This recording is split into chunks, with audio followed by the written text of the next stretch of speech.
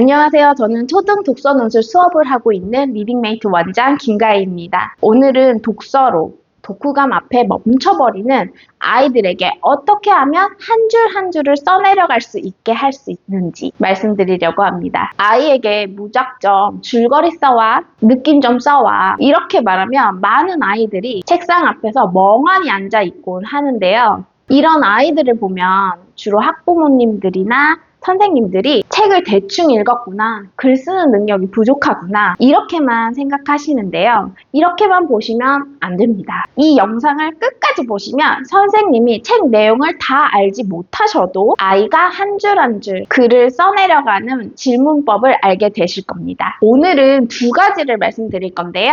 첫 번째로는 아이가 독서록을 쓸 때 한 줄 한 줄 무엇을 쓰면 되는지 알려주는 기본 구조를 알려드릴 거고요. 두 번째로는 그 구조를 알려줬는데도 글이 막히는 아이를 보는 관점입니다. 아이가 읽은 내용을 글로 바꾸기까지 거쳐가는 생각을 4단계로 나눠서 저는 점검하는데요. 이 관점으로 아이를 지켜보면 이 아이가 여기서 막혀서 못 쓰는 거였구나 파악할 수 있게 되실 겁니다. 이 파악한 부분만 도와줘도 아이들이 글을 잘 써내려 갈 수 있겠죠? 사실 독서록을 쓴다는 건 쉬운 일이 아니에요. 되게 복잡한 능력을 필요로 하는데요.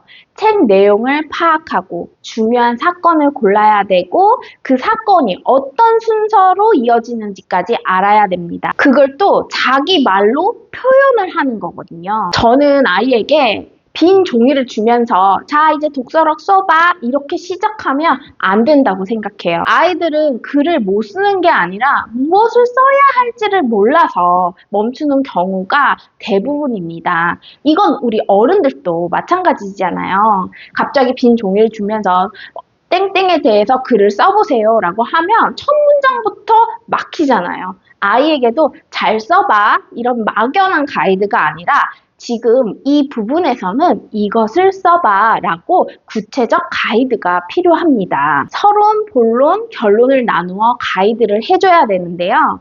서론에서는 이 책을 읽게 된 이유만 써도 충분합니다. 내가 왜 이 책을 읽었는지, 이 책에서 무엇을 궁금해서 읽게 됐는지, 이 책을 고른 이유가 무엇인지를 쓰게 하면 됩니다. 이렇게 하면 아이들이 최소 한 줄에서 두 줄은 그냥 씁니다. 그 다음 본론에서는 책 내용을 기승전결로 나누어서 쓰게 하는데요. 기에서는 처음 누가 나왔는지, 어떤 상황이었는지, 승에서는 주인공에게 어떤 일이 생기기 시작했는지를 씁니다. 전에서는 가장 큰 문제나 갈등이 무엇이었는지를 쓰고, 결에서는 마지막에 어떻게 되었는지, 처음과 끝이 어떻게 달라졌는지를 쓰게 하면 됩니다. 이렇게 나누어주면 선생님이 그 책 내용을 전부 알지 못하셔도 글쓰기 코칭이 가능합니다. 아이들은 이 순서만 질문해줘도 책 내용을 다시 정리해서 한 줄 한 줄 써내려 갈 수 있어요. 여기서 좀 더 더해서 아이의 경험도 함께 연결해주면 좋습니다. 너도 주인공처럼 비슷한 경험 한 적 있지 않아? 나라면 그 상황에서 어떻게 했을까? 이런 것들을 생각해 보게 하는 겁니다. 그러면 독서록을 단순히 줄거리만 쓰는 것이 아니라 아이의 생각이 담긴 글이 되는 거죠. 마지막 결론 부분에서는 이 책을 통해 알게 된 거, 그리고 앞으로 내 생활에서 어떻게 해보고 싶은지를 쓰게 해주면 됩니다. 이런 생각이 드실 수 있어요. 자유롭게 쓰게 하는 게 더 좋은 거 아닌가요? 근데 아이가 글을 어떻게 써야 할지는 모를 때는 자유롭게 쓰라는 말이 오히려 막막하게 느껴져요. 글을 쓰는 틀을 먼저 알려줘야 나중에 자기 방식으로 쓸 수 있습니다. 그런데 여기서 한 가지를 더 봐야 돼요. 이 글쓰기 틀만 알려주면 쭉쭉 써내려가는 친구들도 있지만 여전히 글을 못 쓰는 아이들이 있습니다. 그때 아이를 내가 이렇게까지 알려주었는데 글을 못 쓰다니 라고 생각하시면 안 되고요.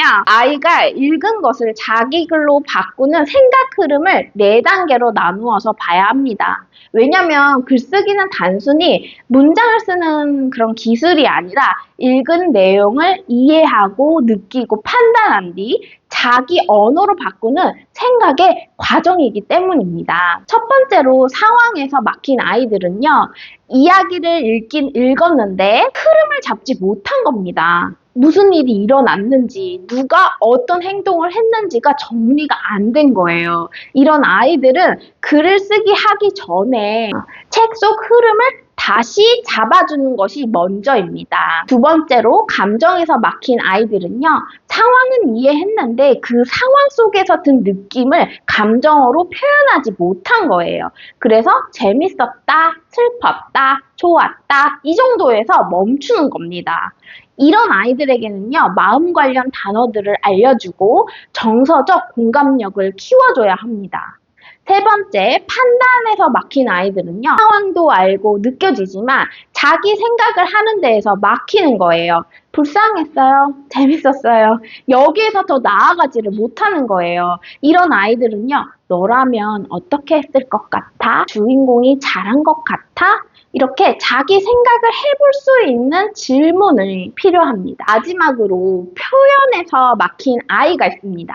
상황도 알았고, 감정도 알겠고, 판단도 했는데, 글을 쓰라고 하면 멈추는 아이들이에요.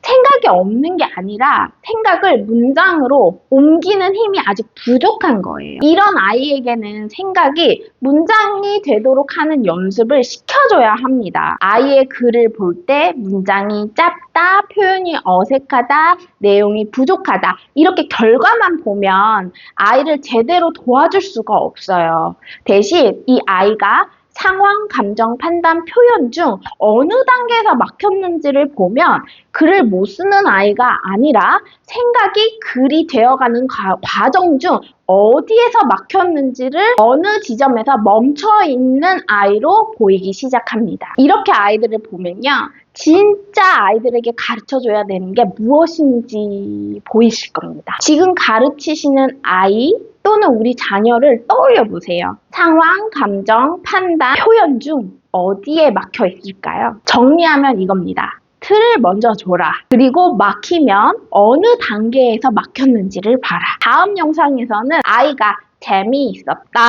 라고만 표현하는 진짜 이유, 어휘학습법에 대해서 이야기해 보도록 하겠습니다. 감사합니다.